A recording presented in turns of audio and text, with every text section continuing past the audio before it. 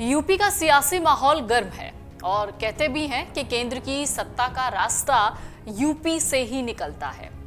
यही वजह है कि यूपी हमेशा सुर्खियों में रहती है। एक तरफ यूपी में सपा के साथ कांग्रेस का हाथ, तो दूसरी तरफ बसपा को भी भूलना नहीं चाहिए। उत्तर प्रदेश में लोकसभा चुनाव से पहले नेताओं के पार्टी छोड़ने और दामन थामने का सिलसिला शुरू हो जाता है। ये कोई बहुत नई बात नहीं है, लेकिन इन दिनों बसपा सुप्रीमो यानी मायावती बहुत परेशान है। बहुजन समाज पार्टी के सांसदों पर राज्य की अन्य राजनीतिक दलों की नजर है।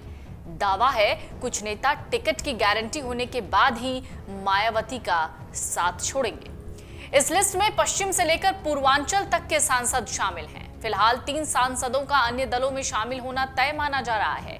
तीनों सांसदों ने भारतीय जनता पार्टी और भारतीय राष्ट्रीय कांग्रेस के शीर्ष नेतृत्व से मुलाकात भी की। बीते दिनों समाजवादी पार्टी ने उम्मीदवारों की लिस्ट जारी की और उसमें गाजीपुर से अफजाल अंसारी को प्रत्याशी बना दिया।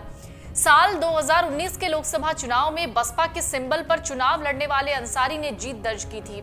बाद में साल 2023 के आखिरी में उनकी सदस्यता गई और फिर अदालत द्वारा सजा पर स्टे लगने के बाद सांसदी बहाल हुई। इसके अलावा संगीता आजाद के बारे में अगर बात करें तो उनको लेकर भी चर्चाओं का दौर जारी है। संगीता ने प्रधानमंत्री नरेंद्र मोदी से भी मुलाकात की थी।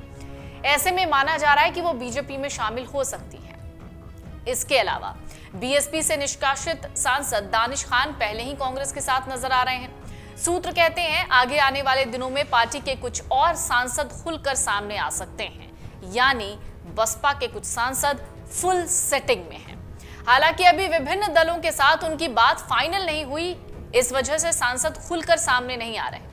आपको बता दें, बीएसपी ने बीते लोकसभा चुनाव में 10 सीटों पर जीत दर्ज की थी। इसमें अब अफजाल अंसारी सपा के साथ चले गए और दानिश अली को पार्टी से पहले ही हटा दिया गया। लालगंज से बसपा के सांसद संगीता आजाद कुछ समय पहले पीएम मोदी से मिली। इसके अलावा जौनपुर से सांसद श्याम सिंह यादव लगभग 2 महीने पहले यूपी के सीएम योगी आदित्यनाथ से मिले थे। इसके अलावा सांसद रितेश पांडे ने संसद भवन में पीएम मोदी के साथ लंच किया।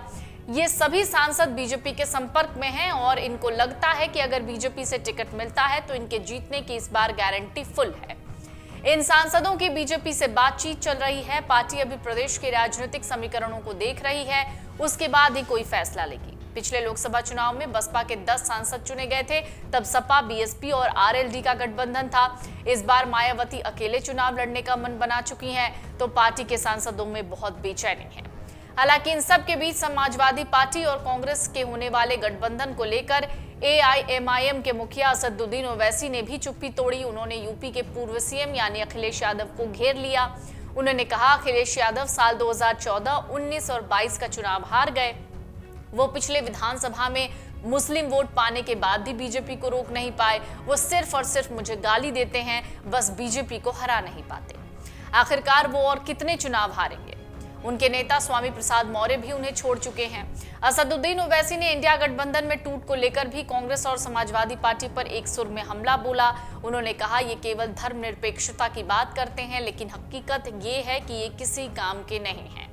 फिलहाल यूपी की जो सियासत है वो गर्म है। इस बीच चर्चा सिर्फ और सिर्फ सपा और कांग्रेस के अलायंस की चल रही है, लेकिन इस बीच मायावती यानी उनकी पार्टी बसपा को भी भूलना नहीं चाहिए।